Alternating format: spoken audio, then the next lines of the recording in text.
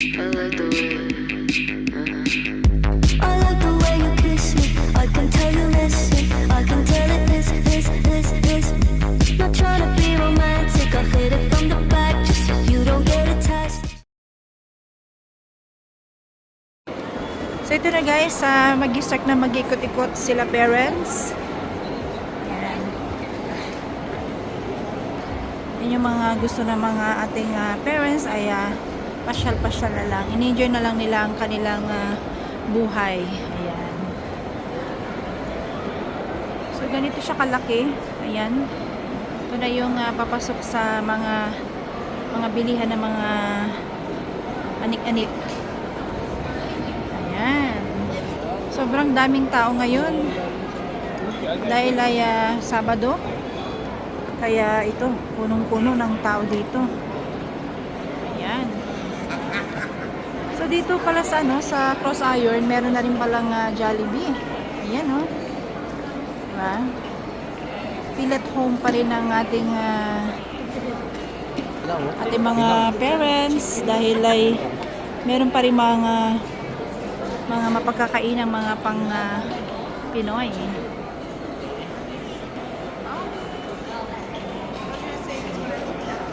Ayan. Sila parents. Pasyal-pasyal lang.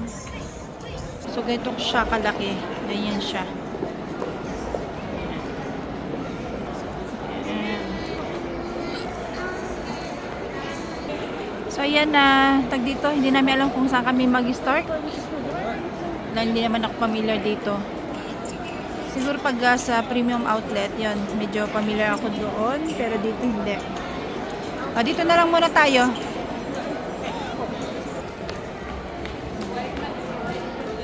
Yung phone na iPhone 7, ay 17, sorry. So yan guys, maganda rin yung mga brand dito sa garage. Yan. Pang mga pangkitit na tao. Yan. Ay, gusto daw ni mami punta daw dyan. Mami gusto mo punta dyan?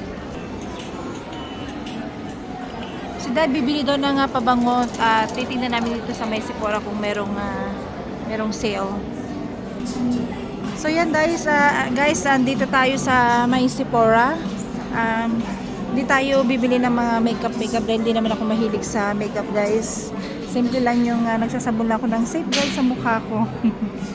Yun lang. Magtitilang daw ng perfume si mami, ay si daddy. Yun ang gusto niyang bilhin daw dito. Ayan, diretso. So yan, nandito na kami sa may perfume.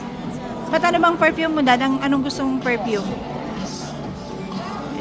Titingin na si daddy ng perfume. Dracar. Ha? Dracar. Ay, Dracar daw gusto niya.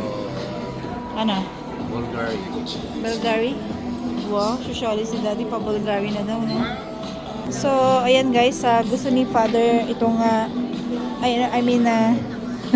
brand pala ni aking jowa. Pinya. So, yan ang usually binibili ni aking asawa. Comfort talaga.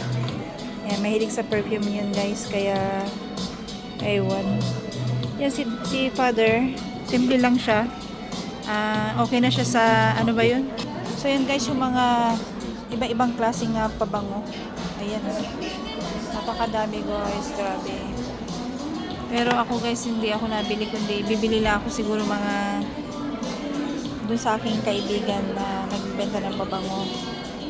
So yun guys, walang nagustuhan si father. Kaya ano na lang siya siguro si daddy pang juban lang talaga. Yung juban kasi ano lang, magkano yung juban, dad? $20.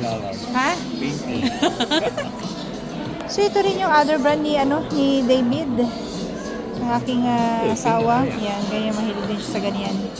Ayun si daddy, tatry niya yung pabango. Anong amoy, dad? Ha, okay ba? So ito parang okay to yung amoy nito guys. And parang ito ang gusto ni father. Walang nabili si father. Yan. Dad, walang nabili o walang budget? Dad, walang nabili o walang budget? So walang nabili kaya ikot-ikot ulit. Ayan. So yan, salitan ng mag-aalaga kay Jaden. Ayan na si Jaden. Ayan si Mami dito daw magtitingin sa may Lululemon. Alam ko napakamahal dito pero si Mother, walang pakialam sa presyo yan eh. Mayaman to si Mami. Ha? Pili ka na rin lang din yung gusto mo. Diba? Nasayang lang ang pera mo. Mura nga, di mo magagawa. Aba, yung mga mindset ng mga mayayaman, no? Hindi, si Mami kasi ang tinitingnan niya dyan is yung tibay. Wala siyang pakialam sa presyo basta matibay yun. So yun guys, nagtitingin na si Mother. Tingnan ninyo kung gaano kamahal ang mga presyo ng mga ito guys. Ayan o, ganyan o. Diyos ko po, hindi po ako bibili ng ganito guys. Hanggang ano lang ako, hanggang $10, $15, ganun lang yung mga budget ko. Ayan. So yun yung mga iba't ibang leggings ng Lululemon. Pero napakamahal niya ng mga guys. So yung mga presyong ganito, ganito ang presyo niya guys. Yung 128. Grabe no? Mahal. So yan guys, puputulin na po namin yung aming video dito dahil ay si Jaden iba na. Nagtatantrum na siya guys. So kailan natin magpaalam. Bye guys! Thank you so much for watching.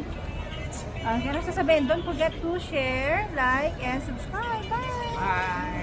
Bye-bye! Bye-bye lang! Si bye-bye! Bye. Bye-bye! Bye-bye! Bye-bye!